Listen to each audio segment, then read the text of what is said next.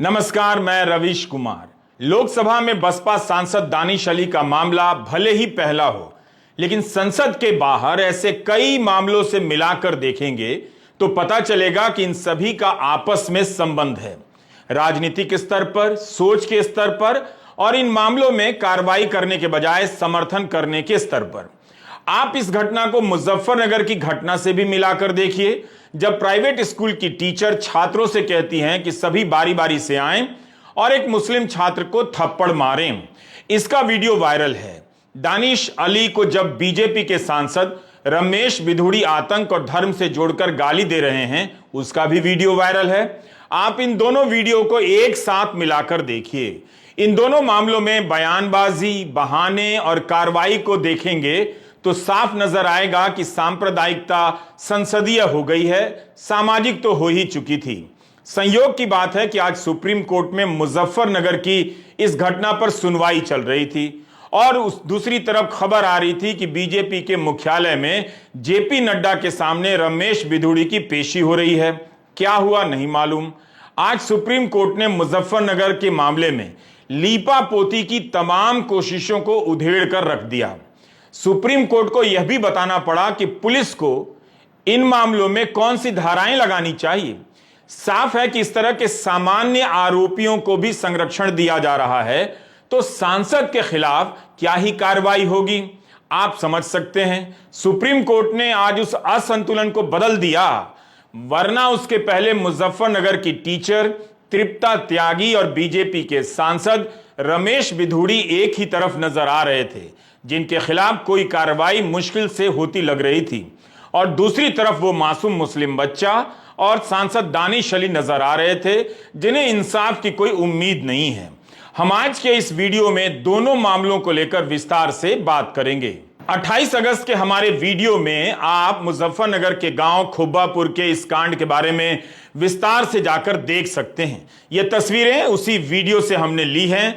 जिस तरह से इस केस को मैनेज किया गया और समाप्त मान लिया गया, आज सुप्रीम कोर्ट ने उसकी पोल खोल दी और जांच की दिशा भी तय कर दी। सुप्रीम कोर्ट के जस्टिस अभय एस ओका और जस्टिस पंकज मिथिल की बेंच तुषार गांधी की याचिका पर सुनवाई कर रही थी। याचिका में मांग की गई है कि मुजफ्फरनगर मामले में कार्रवाई की जाए। जस्टिस ओका ने कहा कि एफआईआर जिस तरह से दर्ज की गई है, हमें उससे काफी आपत्ति है, क्योंकि पहली शिकायत में लिखवाया गया है कि शिक्षक ने एक धर्म के विरुद्ध आपत्तिजनक टिप्पणी की थी। असंज्ञेय रिपोर्ट में भी यही आरोप था, फिर भी एफआईआर में यह आरोप नहीं है। यहां तक कि वीडियो का ट्रांसक्रिप्ट भी नहीं लिखा गया है। अब आप सोचिए, एफआईआर भी काफी देर से दर्ज की गई। सुप्रीम कोर्ट ने कहा इस एफआईआर में धारा 153A होनी चाहिए थी, जिसका संबंध धर्म, जाति, जन्म, स्थान, निवास, भाषा आदि के आधार पर विभिन्न समूहों के बीच शत्रुता को बढ़ावा देने और सद्भाव बिगाड़ने के मामले से है। इसमें 3 साल तक की जेल की सजा का प्रावधान है। जस्टिस ओका ने कहा कि शिक्षा के अधिकार के अलावा इसमें शिक्षा की गुणवत्ता का मामला भी है।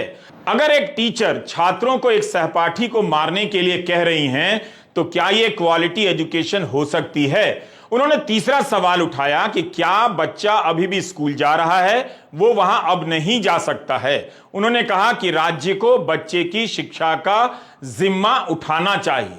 सुप्रीम कोर्ट के जस्टिस अभय एस ओका ने कहा कि अगर आरोप सही हैं, तो इससे राज्य की अंतरात्मा हिल जानी चाहिए।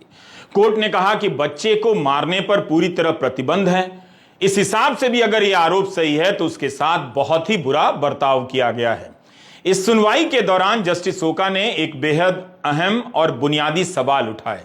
उन्होंने पूछा कि जिसे मारा गया और जिन बच्चों ने मारा है, क्या दोनों के लिए मनोचिकित्सक या चाइल्ड काउंसलर का इंतजाम किया गया है? यह बहुत जरूरी मामला है और सबके हित में है। जिन बच्चों ने उठकर अपने सहपाठी को धर्म के नाम पर थप्पड़ मारे हैं, वे भी मासूम हैं। उन पर बहुत बुरा असर पड़ सकता है। कोई भी मां बाप नहीं चाहेगा कि उसका बच्चा दंगाई मानसिकता का शिकार हो। आज उससे थप्पड़ मारने को कहा जा रहा है, कल उससे तलवार और चाकू चलाने के लिए भी कहा जा सकता है। इस संदर्भ में देखिए तो जस्टिस ओका का यह सवाल बहुत जरूरी है। आप देखिए कि कैसे इन बातों को राज्य हल्के में ले रहा है। अतिरिक्त सॉलिसिटर जनरल के.एम. नटराज ने सुप्रीम कोर्ट में कहा कि इस मामले में धर्म के एंगल को बढ़ा चढ़ाकर पेश किया गया है। जस्टिस ओका ने कहा कि वीडियो के ट्रांसक्रिप्ट में इस तरह से लिखा हुआ है, इस घटना को हल्के में नहीं ले सकते हैं। अगर यह घटना सच है, अगर टीचर ने बच्चों से कहा है कि यह एक खास समुदाय से है और उसे मारो, तो किस तरह की शिक्षा दी जा रही है? कोर्ट ने कहा कि इसकी जांच वरिष्ठ आईपीएस अफसर करेंगे और मामले की जानकारी कोर्ट को दी जाती रहेगी। 1 हफ्ते के भीतर जांच होनी चाहिए। काश ऐसी ही सख्त आवाज लोकसभा के स्पीकर की तरफ से आती और ऐसी कार्रवाई होती कि हमेशा के लिए हर किसी को संदेश जाता कि सदन के भीतर एक समुदाय को लेकर जिस तरह से बीजेपी सांसद रमेश बिधूड़ी ने कहा है, उसे अब बर्दाश्त नहीं किया जाएगा। क्या दानिश अली को अपने उस सदन के मुखिया से यह सब सुनने को मिलेगा जिसके वे सदस्य हैं? शुक्रवार को राहुल गांधी दानिश अली के घर चले गए, उनका हौसला बढ़ाया। इतना तो दानिश अली की पार्टी की अध्यक्ष मायावती ने भी नहीं किया। इस मामले में मायावती का ट्वीट बेहद कमजोर लगा। यही नहीं, लोकसभा में कांग्रेस के नेता अधीर रंजन चौधरी ने भी दानिश अली के समर्थन में और उनके इंसाफ के लिए स्पीकर को पत्र लिखा। डीएमके सांसद कनिमोई, राष्ट्रवादी कांग्रेस की सुप्रिया सुले, तृणमूल कांग्रेस की अपरूपा पोद्दार ने स्पीकर को पत्र लिखा है। 4 दलों के सांसद ने रमेश बिधूड़ी के खिलाफ विशेषाधिकार के हनन का प्रस्ताव लाने की मांग की है। सीपीएम नेता वृंदा करात ने भी बयान जारी कर कहा है कि दानिश अली के साथ मौखिक लिंचिंग की गई है। सांसद रमेश बिधूड़ी को गिरफ्तार किया जाना चाहिए। शिवसेना की प्रियंका चतुर्वेदी, आम आदमी पार्टी के सांसद संजय सिंह, राजद सांसद मनोज झा, इन सभी ने दानिश अली का साथ दिया और बयान दिया है। लालू यादव से लेकर तेजस्वी यादव तक ने रमेश बिधूड़ी के बयान की निंदा की है।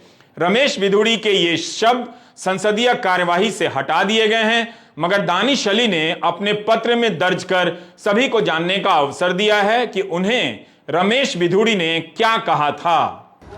ये पहली बार हुआ है कि एक चुने हुए सांसद के खिलाफ इतनी अमर्यादित भाषा, इस तरीके की धमकी। मैं पूछना चाहता हूं, क्या आरएसएस की शाखाओं में, क्या प्रधानमंत्री नरेंद्र मोदी जी के नए भारत की प्रयोगशाला में कैडर को यही पढ़ाया जाता है? जिस तरीके का कल दुनिया की लोकतंत्र की we are mother of democracy according to honourable prime minister and we are proud of it, उस मदर ऑफ डेमोक्रेसी के टेंपल में एक चुने हुए सांसद के खिलाफ जिस तरीके के अल्फाज, मुल्ला, कटवा,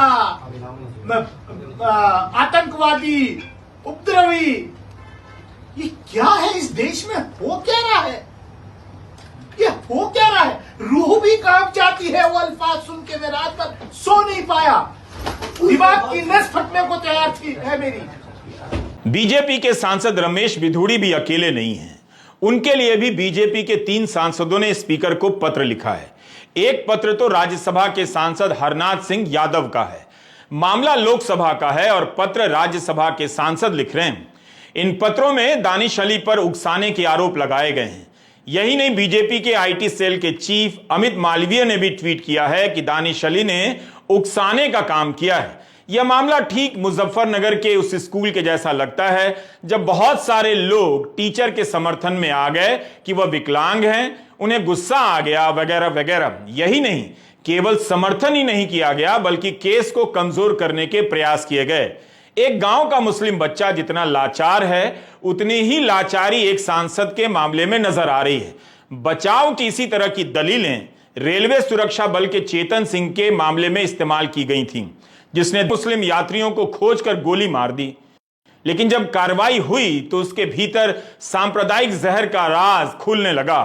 गोदी मीडिया और हाउसिंग सोसाइटी के अंकिल, पार्कों में टहलने वाले रिटायर्ड अंकिल जिस तरह से एंटी मुस्लिम धारणाओं का प्रसार करते हैं, उन सब ने नफरत और जहर को इतना नॉर्मल बना दिया है, पारिवारिक बना दिया है कि अच्छा खासा जीवन जी रहा आपका चेतन सिंह हत्यारा बन जाता है और अब वो जेल में है। यही समझने की बात है कि सांप्रदायिकता केवल समर्थक पैदा नहीं करती है, बल्कि आप में से बहुत कुछ को हत्यारा बना देती है। बीजेपी के सांसद निशिकांत दुबे ने स्पीकर को जो पत्र लिखा है उसे गौर से पढ़ेंगे तो तमाम दलीलें उसी तरह की लगेंगी जो तृप्ता त्यागी और चेतन सिंह के बचाव में इस्तेमाल की जाती रही हैं। किसी तरह बचाना है, जिसे गाली दी गई है, जिसे थप्पड़ मारा गया है, जिसे गोली मार दी गई है, उसी को अपराधी साबित कर देना है। कुछ ऐसे तर्क गढ़ने हैं जिससे उसके प्रति सहानुभूति का दिखावा भी पैदा ना हो। बीजेपी के दो सांसद निशिकांत दुबे और रवि किशन ने पत्र लिखा है। इन पत्रों से साफ है कि इस पूरे मामले को विवादास्पद बनाया जा रहा है। एक तरफ विधुड़ी के बयान की निंदा भी की जा रही है, मगर उससे ज्यादा इस पर जोर दिया जा रहा है कि दानिश अली ने टोका टाकी की, सामने वाले को उकसाया, यानी कसूर दानिश अली का ही बड़ा लगता है, वही कसूरवार हैं, इसकी जांच होनी चाहिए। इस पत्र का टोन इस तरह का लगता है कि मामले को विवादास्पद बना दिया जाए, एक दूसरा पक्ष भी खड़ा कर दिया जाए ताकि जो कहा गया है उसकी निंदा करते हुए कहने वाले का बचाव किया जा सके। बीजेपी के सांसद इन पत्रों के जरिए रमेश बिधूड़ी के लिए बचाव का घेरा बना रहे हैं। जिस सांसद को धर्म और आतंक के नाम पर गाली दी गई वह अब उस लाल घेरे में दिखाया जा सकता है जिनसे अक्सर कसूरवार या अपराधियों को चैनलों में दिखाया जाता है। शर्मनाक होने के इतिहास में यह मामला खासा ऐतिहासिक होता जा रहा है। आप निशिकांत दुबे हैं, बीजेपी सांसद। यह सारी तस्वीरें आपके ट्विटर हैंडल से ली गई हैं। बीजेपी के सांसद निशिकांत दुबे ने लोकसभा अध्यक्ष को जो पत्र लिखा है वह रमेश बिधूड़ी के शब्दों से ज्यादा चिंतित करने वाला है। निशिकांत दुबे ने रमेश बिधूड़ी के बयान की निंदा की है, मगर कहानी बनाई है कि जब वे भाषण दे रहे थे तो लगातार टोका टोकी चल रही थी, जिसके कारण बहस गर्मा गर्मी में बदल गई और उन्होंने कुछ आपत्तिजनक शब्द कह दिए जिसकी मैं निंदा करता हूं। निशिकांत दुबे इससे आगे यह भी लिखते हैं कि इसके तुरंत बाद सदन की गरिमा को बहाल करने वाले दूत की तरह राजनाथ सिंह गंभीरता से माफी भी मांगते हैं, बिधूड़ी के बयान की कड़ी निंदा करते हैं। संसदीय परंपराओं की तारीफ करते हुए निशिकांत दुबे इसका भी जिक्र करते हैं कि इन शब्दों को सदन की कार्रवाई से हटा दिया गया। कुल मिलाकर अपने पत्र के 4 पैराग्राफ में निशिकांत दुबे यही कहते हैं कि रमेश बिधूड़ी ने गलत किया, गलत शब्दों का इस्तेमाल किया, मगर यह नहीं कहते कि उन्होंने माफी नहीं मांगी। यह कहते हैं कि उनके बदले राजनाथ सिंह ने माफी मांगी। निशिकांत दुबे लिखते हैं कि सांसद की धार्मिक और सांस्कृतिक मान्यताओं को लेकर टिप्पणी की गई जिसका मैं विरोध करता हूं। पत्र का आधा से अधिक हिस्सा यह बताने में खर्च हुआ कि रमेश बिधूड़ी ने गलत बोला है, लेकिन उसके बाद निशिकांत दुबे लिखते हैं कि यह देखना चाहिए कि किन हालात में रमेश बिधूड़ी ने आपत्तिजनक शब्द कहे। निशिकांत दुबे ने लिखा है कि बिधूड़ी के भाषण के दौरान दानिश अली रनिंग कमेंट्री कर रहे थे और अनुचित टिप्पणियां कर रहे थे। निशिकांत दुबे पैराग्राफ नंबर 5 से लेकर 9 में यही बताते रह जाते हैं कि कैसे दानिश अली ही रमेश बिधूड़ी के गुस्से के लिए दोषी लगते हैं।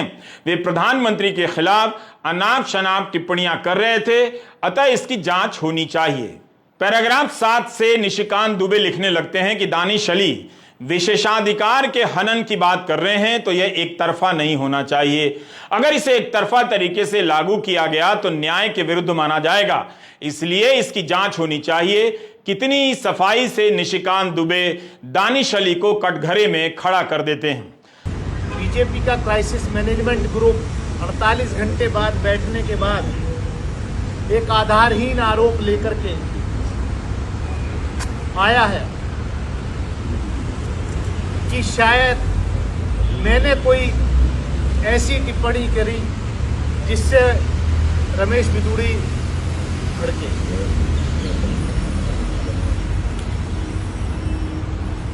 हर चीज रिकॉर्ड पे है, वीडियो फुटेज है, और जो आरोप वो लगा रहे हैं, ऐसी सोच इस देश के आदरणीय प्रधानमंत्री जी के बारे में, प्रधानमंत्री पद के बारे में भारतीय जनता पार्टी के लोग ही रख सकते हैं, क्योंकि ये देखा है पूरे सदन ने, पूरे देश ने, पूरी दुनिया ने कि किस तरीके से रमेश बिधूड़ी हमारे देश के प्रधानमंत्री के बारे में उनकी मौत की कामना करते हुए एक जानवर से कंपेयर कर रहे हैं, जिस पर मुझे गुस्सा आया और मैं खड़ा होकर के मैंने उसको कार्रवाई से निकालने की मांग की। यही मेरा अपराध है। और अब ये तो बीजेपी की पुरानी एक तरीका है, when you can't convince, you should confuse। तो विक्टिम भी हम और दोषी भी हम। ये चरित्र पूरे देश और दुनिया के सामने आ गया। संसदीय परंपराओं में टोका टोकी आम बात है। प्रधानमंत्री के भाषण में भी टोका टोकी होती है और सदस्य भाषण के बीच से ही सदन से बाहर चले जाते हैं। यह बहुत आम तौर पर होता है। निशिकांत दुबे जिस परिस्थिति की तरफ इशारा कर रहे हैं वह उसी स्वस्थ संसदीय परंपरा का हिस्सा है, जिसका हवाला देते हुए वे राजनाथ सिंह के माफीनामे को महान बता रहे थे। तो क्या इस टोका टोकी के बदले किसी सांसद को अधिकार है कि वह सदन में गाली दे, सांप्रदायिक बातें करे? कितने ही सांसदों ने, मंत्रियों ने टोका टोकी का सामना किया होगा। क्या उन्हें इसकी छूट दी जा सकती है? सवाल है कि क्या यह सब रमेश बिधूड़ी की आपत्तिजनक टिप्पणियों को सामान्य नहीं बना रहा है? दानिश अली कहते हैं कि निशिकांत दुबे के लिखे पत्र की भी जांच हो। अगर दुबे की बात सच है तो उसका वीडियो भी बाहर आए। जब बिधूड़ी ने उनके खिलाफ गलत शब्द कहे तो बीजेपी के सभी सांसद वहां बैठकर हंस क्यों रहे थे? इसका मतलब यह है कि वह पीएम के समर्थन में नहीं आए थे। हाउस में उनकी मौखिक रूप से लिंचिंग की गई, अब वे बाहर देख लेने की धमकी देने लगे। वर्बल लिंचिंग तो संसद के अंदर मेरी हो गई, और ये जो कॉन्स्पिरेसी के तहत जिस तरीके के निराधार आरोप लगा करके मीडिया के माध्यम से घुमाया जा रहा है, मेरा ये गंभीर आरोप है कि ये अब मेरी लिंचिंग कराना चाहते हैं, ये मेरी हत्या कराना चाहते हैं, ये उकसा रहे हैं लोगों को कि मैंने देश के प्रधानमंत्री के बारे में ऐसा बोला। इसकी जिम्मेदारी मैं आज आपके माध्यम से, मीडिया के माध्यम से, क्योंकि मेरे पास जब से इन्होंने किया है, मेरे मोबाइल पे भी बड़ी तादाद में धमकी भरे मैसेजेस आ रहे हैं, क्योंकि आप देश में इस तरीके का माहौल बनाने का आपका इतिहास रहा है। अभी तक सड़कों पर लिंचिंग होती थी, उस दिन देख लिया कि किस तरीके से वर्बल लिंचिंग पार्लियामेंट के अंदर हुई है, फ्लोर पर हुई।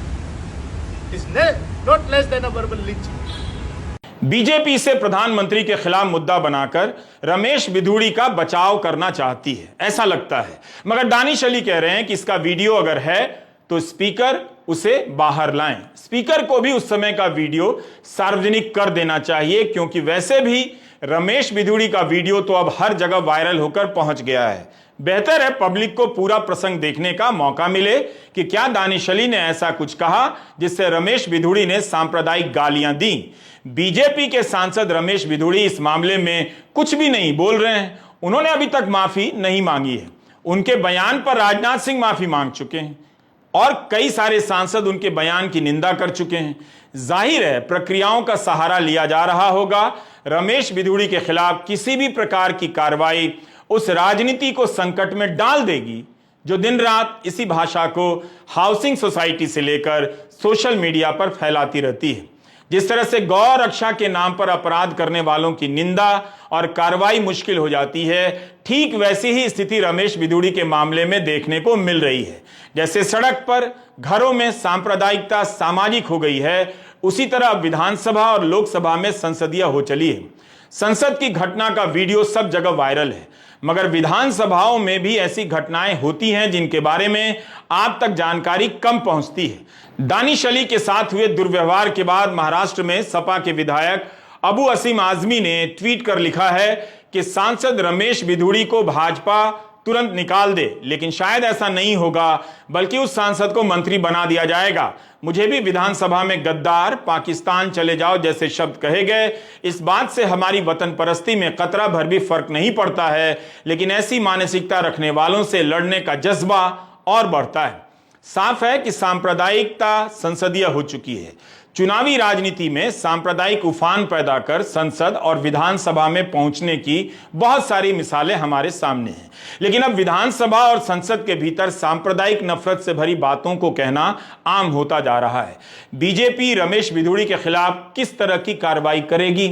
क्या स्पीकर किसी तरह की कार्रवाई करेंगे?